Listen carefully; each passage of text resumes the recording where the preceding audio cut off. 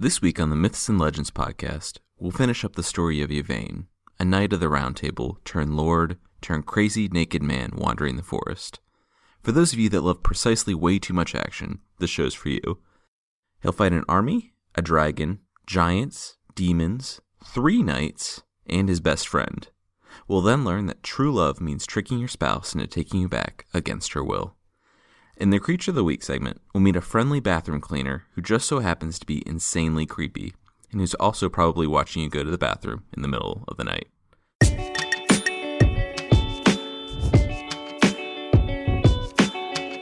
This is the Myths and Legends podcast, episode 1C, The Lion Knight Rises. Welcome to the podcast, where each week I tell stories from myths, legends, fairy tales, and folklore from cultures all around the world. Here's where we are. Yvain took off to avenge his cousin, who was knocked off his horse by a black knight. He avenged his cousin, and then some, by mortally wounding the knight and chasing him back to his castle. He learns that the knight was the lord of the castle, and he avoids capture by help of Lunette, a servant of the knight's widow. Through Lunette's manipulation, and frankly, poor plotting of the part of the storyteller, Yvain woos the widow and marries her, becoming lord of the castle. Less than 2 weeks after being married, he makes a deal with the lady that he's going to go adventuring, but will be back in less than 1 year, or he'll lose her love forever. He completely forgets to return, and one of the lady's messengers finds him, telling him not to come back. He snaps, goes crazy, and runs off to live in the forest. So Yvain's life at this point is using a bow and arrow to kill animals who he jumps and tears apart with his teeth, drinking water out of streams, and living naked in the woods. A hermit lives nearby and lays out some moldy bread for him, but cowers in fear whenever Yvain comes by. This goes on for a short time, probably a month or two, before he's discovered. The British Isles are too small for a man like Yvain to disappear, no matter how deep he chooses to sink. He's sleeping, still naked, out by a road, and a wealthy lady is passing by with her attendants. And, like most well-dressed aristocrats traveling alone through the wilderness, she gets super close to the smelly, nude man sleeping in the woods, and sees a heretofore unmentioned scar on his face. From the scar, she realizes that this is the legendary knight, Yvain, and sees an opportunity for her people. Her people have been under attack from a rival count, and Yvain, the most accomplished and most virtuous knight in the world, her words, would end the war. She told this to the lady she served, and her lady agreed. Her lady pulled out a box of ointment that Morgan Le Fay, King Arthur's sister, had given her. It was extremely valuable and could heal anyone of any madness. Because it was so valuable, the lady told her servant to only put a little bit on Yvain's temples and forehead, because his brain was where his madness was. She should absolutely not use more than a few dabs. Back in the forest, the servant decided to hedge her bets and completely ignore her master's orders. She dumped the entire box in Yvain, rubbed his head vigorously, and then quickly rode off, leaving a robe by him. Yvain, who didn't wake up when the servant was massaging the ointment vigorously into his scalp, he sprung to his feet and snatched up the robe, clothing himself. He waved her down as she was riding by, and she did the honorable thing, according to the story's writers, and pretended like she had never seen him before, sparing him some much-deserved shame. It was said that he had no idea what he was doing out in the forest, and the servant told him that, wow, she is an extra horse, and hey, since you are just waking up in the woods, you should come stay with us in our castle for 2 weeks. He agrees, and they ride off, not before the servant casually tosses the box that was filled with the healing ointment into the river. It was pretty risky, she'll tell her master later. She almost fell in and almost lost her life, so it's really a blessing that only the ointment was lost. This is all just a ruse to cover up that she used all of it on Yvain, instead of just a few dabs here and there. Her lady was livid, but smiled when she found out that Yvain would be staying for 2 weeks, because in 2 weeks' time, they knew the Count would be there with his army. 2 weeks later, Yvain had shaved, showered, armored up, and was ready to hit the road. He was still feeling bad about the whole thing with his wife, but was focused more on just leaving at the moment. He looked outside to black smoke filling the sky. The Count's knights were there in mass, burning and pillaging the town. Yvain knows what he needs to do, and, according to the writer, unhorses 4 knights before anyone can even count as high. The lady's knights are inspired by Yvain, and he alone turns the tide of battle. The Count flees until Yvain traps him and makes him surrender to the lady of the castle. The lady, for her part, wants him to accept her as his wife, or mistress, because I guess she's not picky. But he doesn't even respond. He says he wishes he could stay, but remembering what drove him to naked madness, the worst type of madness, he rides off wordlessly in the direction of his wife.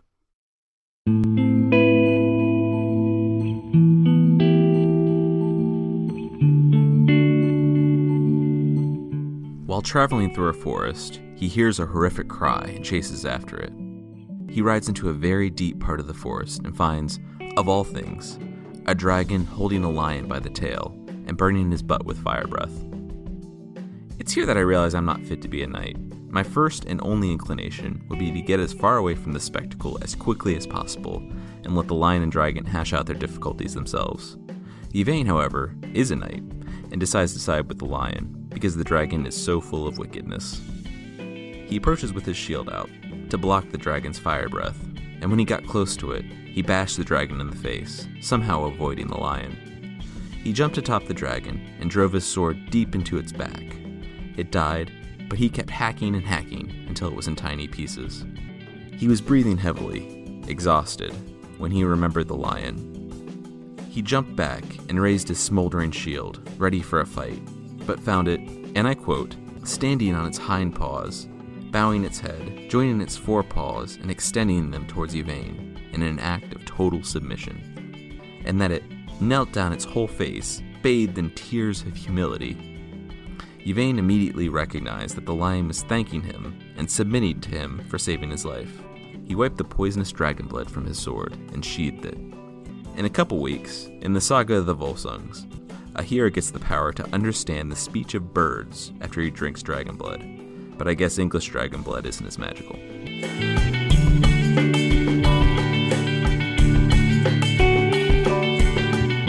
Yvain saunters off, feeling pretty good about himself and realizing the lion was following him. He decides to let it happen, and thus he becomes the Knight of the Lion. As it turns out, getting involved in this fight was the best possible thing Yvain could have done, because his lion will save his life in the next 3 fights, no joke.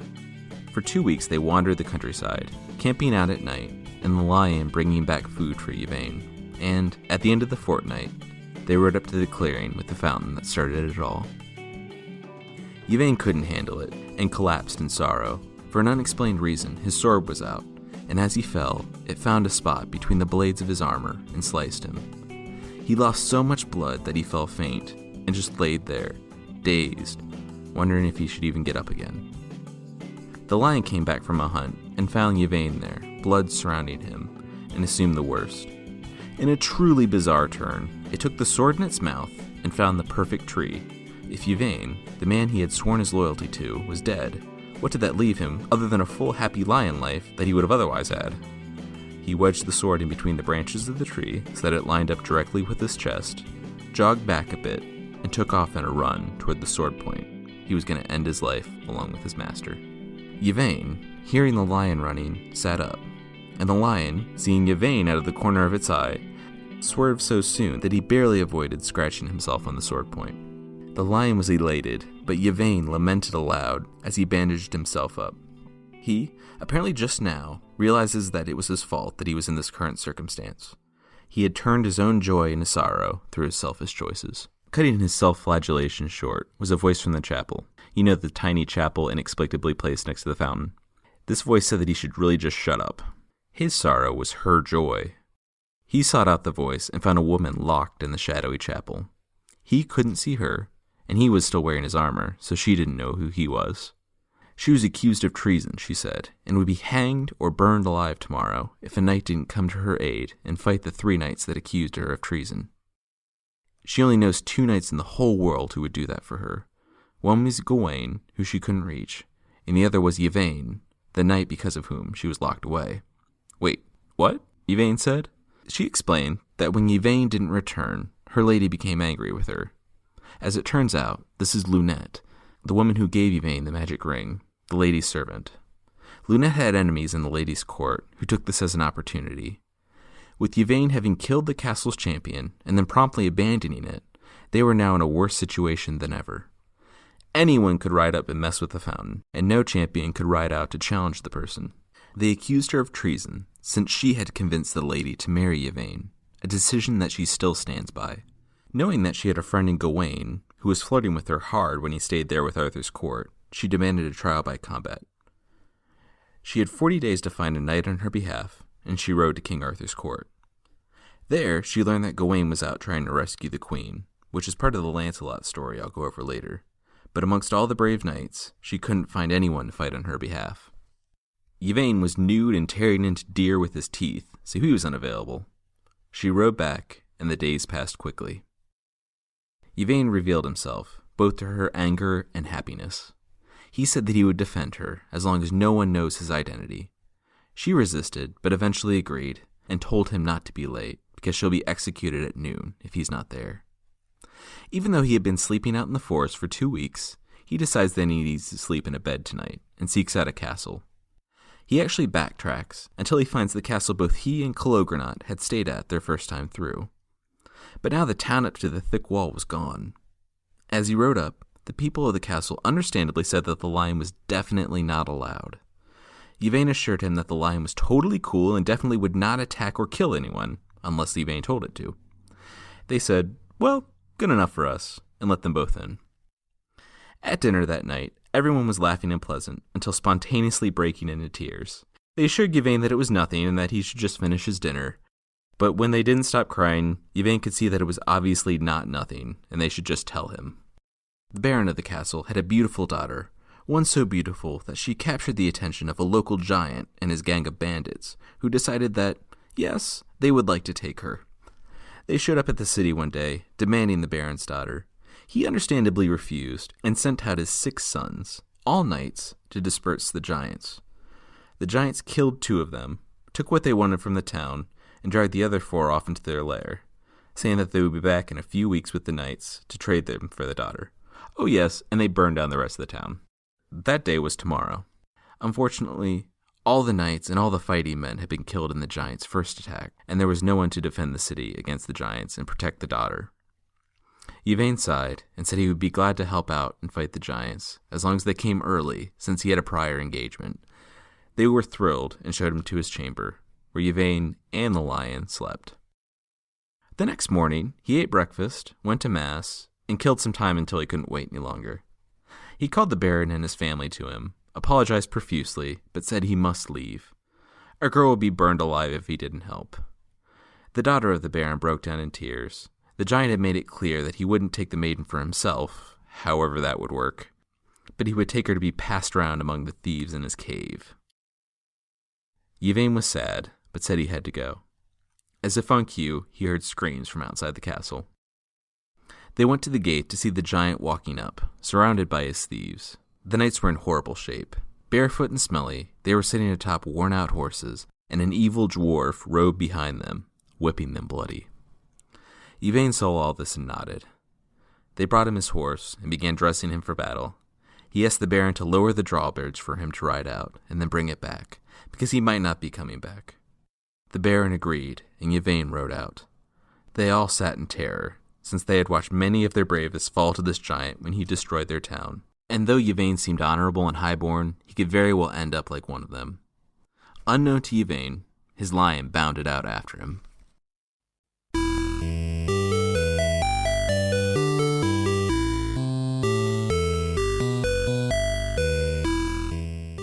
Yvain rode out and got straight to business, telling the giant that he didn't care for his idle chatter. The giant unslung his club, which had a huge spike in it, and sneered. Yvain rode hard and drew first blood, striking the giant in his chest with a lance. The giant glanced down. Rage replaced the surprise on his face, and he swung at Yvain, smashing into his armor and doubling him over on his horse. The horse put enough distance between Yvain and the giant for the knight to recover, and he drew his sword. When he got close enough to the giant, he sliced enough flesh from his cheek, and I quote, for grilling, and the giant swung back with enough force to lift Yvain off his horse and leave him clinging to the horse's neck as it galloped away. Sore and bleeding, Yvain remounted his horse when he was far enough away, and turned to see the giant bounding toward him. A yellow blur flew past him, and he saw his lion jump up and bite into the giant's leg, tearing out skin, muscle, and nerves. The giant stopped to tear the lion off him, and this is where Yvain saw his opening. The giant flung the lion and tried to smash him with the club, but the lion jumped nimbly aside. The giant tried to raise his arm again, but found it limp. Yvain had ridden up beside him and, with one slice, separated his shoulder from his chest. He spun around, and Yvain's sword caught him in the stomach, not stopping until it was at the giant's throat. The giant tumbled over, dead. The thieves with the giant panicked and fled when the drawbridge to the castle dropped, and peasants began pouring out with anything they could use as weapons. The sons cheered, and the baron rode out, offering marriage to his daughter and, essentially, his title and land to Yvain for saving them. Yvain refused, and said there was somewhere else he had to be. The baron yelled to him as he rode off, asking who he was, and Yvain yelled back to tell everyone that they had been saved by the knight with the lion. When he approached the clearing with the chapel and the fountain, he saw the fire and feared the worst. As it turned out, it was only very nearly the worst, as Lunette's accusers were dragging her, bound, to throw her in. He ordered her accusers, the 3 knights, to let her go, but they refused, and said that he would have to face them if he wanted her to go free. Of course, his lion couldn't help, and he must order the lion to sit quietly. Because the lion had learned commands at this point, he happily obliges when Yvain orders this, but Yvain says he can't promise the lion won't jump in to help. They readied for battle, and though it was 3-1, Yvain stood his ground at first, sending the lead accuser to the ground and taking on the other 2 brothers. When the oldest brother climbed back on his horse, though, Yvain was overmatched and began to flag. The lion quickly disobeyed his one and only command to stay out of it and got into the fight. He leapt up to the lead accuser and snatched him off his horse, tearing into his chainmail shirt like it was cotton, spreading the knight's entrails on the grass.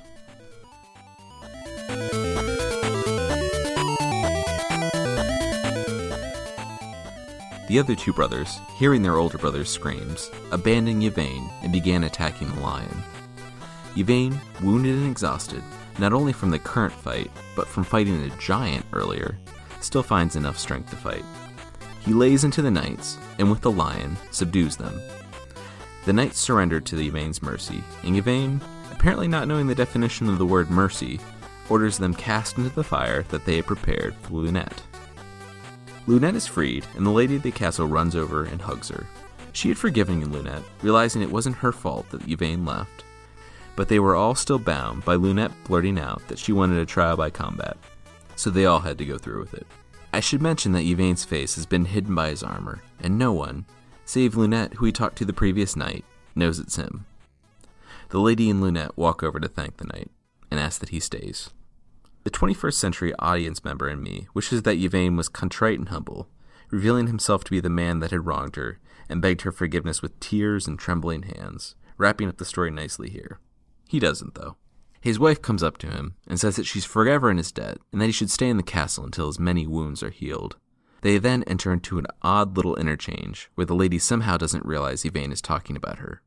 He says he can't imagine staying in this place until his lady has ceased her anger against him. She says that anyone who would be angry with a knight of his renown sounds just terrible. He tells her not to question him about it, because it's a private matter, and she relents and just asks him his name, and he tells her that his name is the Knight with the Lion. She begs him to stay, but he insists that he can't until he was certain that he possessed his lady's goodwill, to which she says that she hopes he finds it. She says goodbye, and he watches in sorrow as she departs.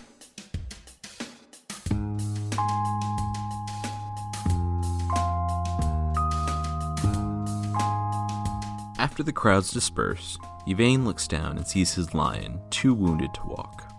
The knight pulls out his presumably very large shield and packs it with moss to make it comfortable. Then he pulls his lion onto it. He hooks the shield to the back of his horse and slowly pulls the lion to some huge manor they find, and he and his lion are healed. They continue on adventuring, and the knight with the lion's reputation as someone who helps those in need grows, and rightfully so. Now, there's a long story we won't go into of 2 sisters whose father died and left them an inheritance.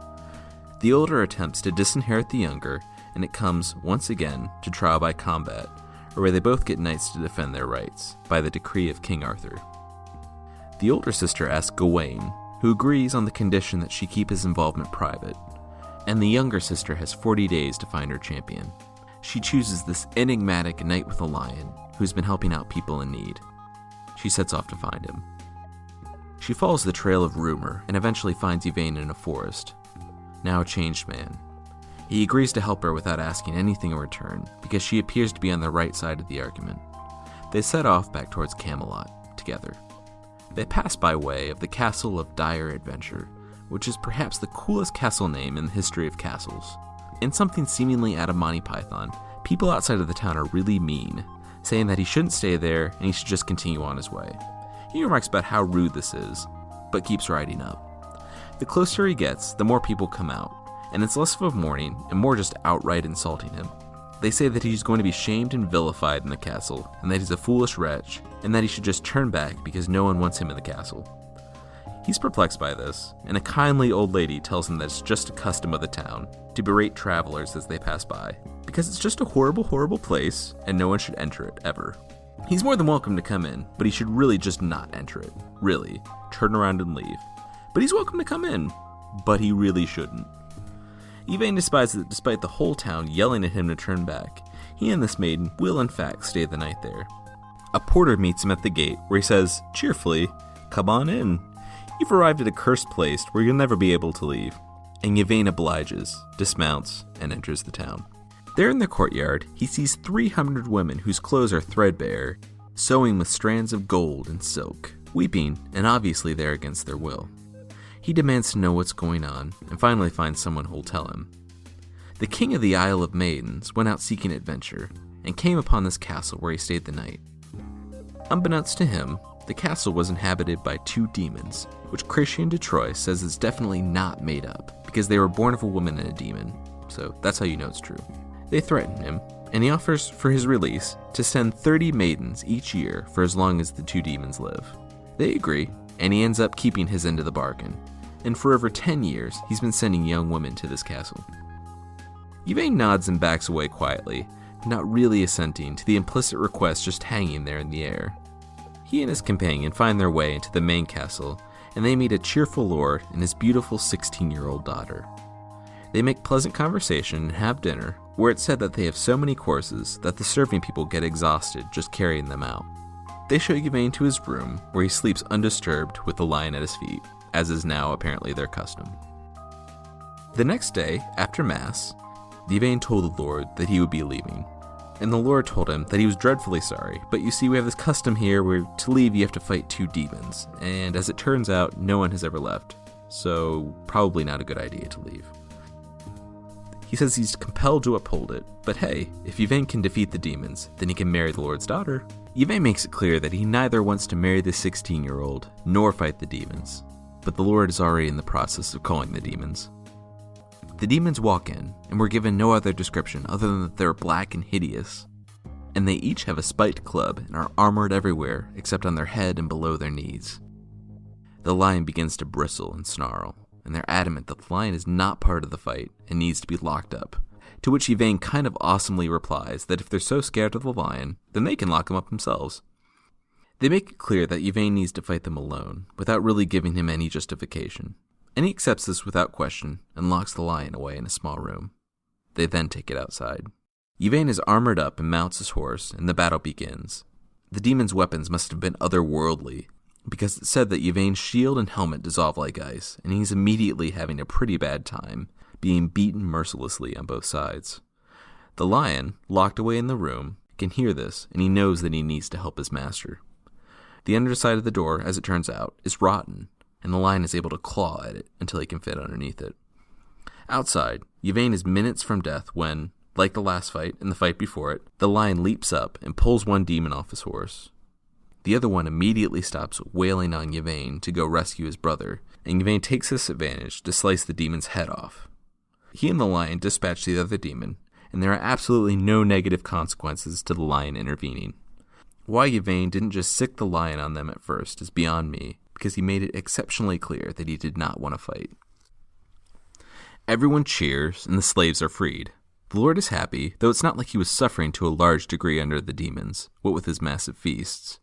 He makes good on his offer, and wants to give Yvain his castle, all his wealth, and his daughter. Yvain says, "Seriously, I told you I didn't want any of those things before the fight, and I still don't. Stop trying to pawn off your 16-year-old daughter on me." He does take some new armor, though, and rides off in the direction of Camelot with the younger sister to defend her inheritance. What follows is a drawn-out bit, where Yvain is disguised and Gawain is disguised, and they fight each other nearly to death, not knowing the other is their friend, in a bit of dramatic irony where we know this the whole time. They finally both collapse from exhaustion, and it's revealed. They embrace, and both cede the match. King Arthur takes this opportunity to rule in favor of the younger daughter, who he liked better the whole time. He says that either the older daughter can play nice and give the younger daughter her inheritance, or Arthur will declare that the older daughter's knight ceded the match, and therefore the younger daughter will win it all, conveniently omitting that her knight also quit the match. If everyone's just going to go along with this faulty logic, you have to wonder why King Arthur didn't just rule in favor of the daughter he preferred at the outset, saving everyone all the trouble. Oh, and also the lion is locked up in a better room this time with a non-rotten door to keep the good knight Gawain from being torn to pieces, as happened to Yvain's foes in the last 3 fights.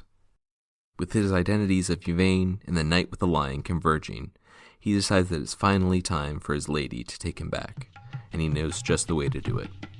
He rides to the fountain.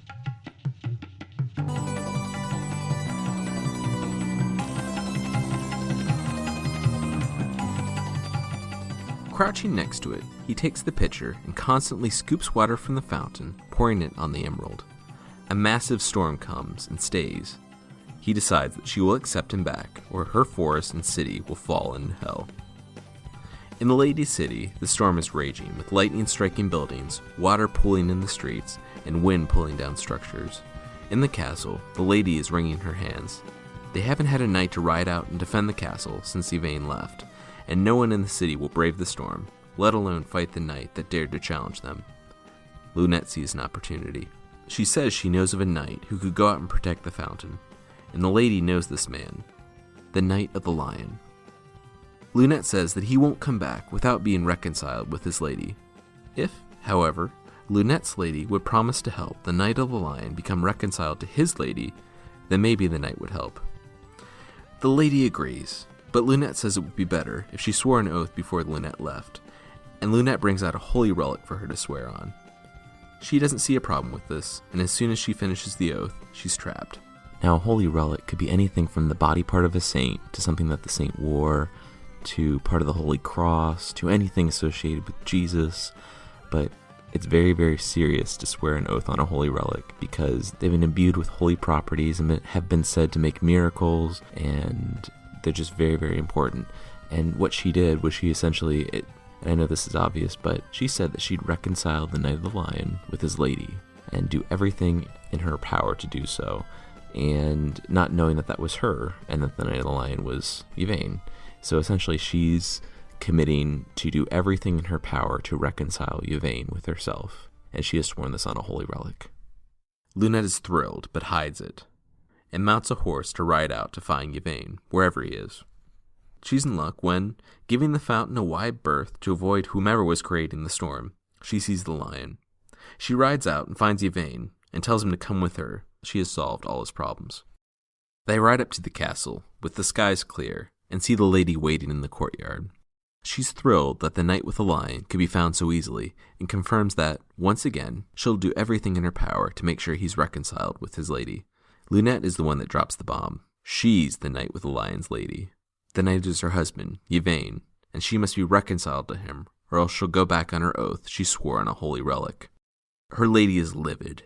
She says that she would rather have storms destroy all her lands than live one day with him, but she can't go back on her oath, so she's trapped with him.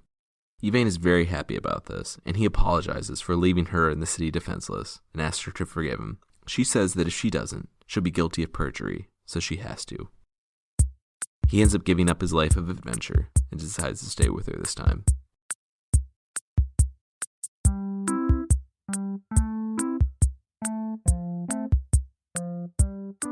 So ends the story of Yvain. He'll pop up in future King Arthur podcasts and play a role in the quest for the Holy Grail. Briefly, I'm a bit disappointed with how this story ended. Yvain's character arc was moving towards his redemption, but then he takes a hard left and decides to terrorize and trap his wife into taking him back. In some ways, I like how this story doesn't fit into the classic knight in shining armor trope, with the perfect pristine knight that always makes the right choices. Yvain, for all his despicableness, reflects something very human. He's just a man who makes what he perceives to be the best choice that he can. Though he does make costly mistakes, he does try to make them right, albeit in an almost equally despicable way.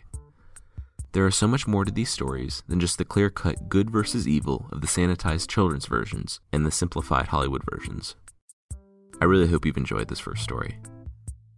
Next week on the show, it's a one-parter where I'll tell the real story of Aladdin. The story of a boy who uses his 2 genies in a reasonable, intelligent, and practical way until he falls in love, and then everything kind of goes off the rails. Before the Mythological Creature of the Week segment, I just want to say, if you've enjoyed the show, please leave a review on iTunes. You can find the show on iTunes by going to itunes.mythpodcast.com. Also, you can go to mythpodcast.com for transcripts, pictures, and extras for each episode. I've written a whole deconstruction of this Yvain story and talked about what I think of it on the website. So if you want to know that, please check it out. Once again, it's mythpodcast.com, mythpodcast.com. Okay, now on to the Mythological Creature of the Week.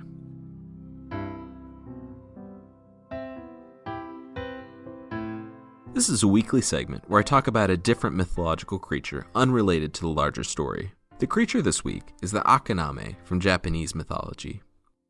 The name means filth licker, and it does exactly what it sounds like. It licks especially dirty bathrooms. It's a hunched creature about the size of a child or small adult, but it appears much smaller due to its terrible posture. It has a mop of greasy hair on its head, with its bright red skin as greasy as its hair. They're shy and afraid of humans, but it's considered the personification of the fear of using a dark bathroom late at night. At first, this seemed like a pretty helpful little guy, cleaning up dirty bathrooms, and I probably would have appreciated it in college. But apparently they can spread disease and should be seen more like a cockroach or a rat, and less like a much creepier version of the little scrubbing bubbles guys.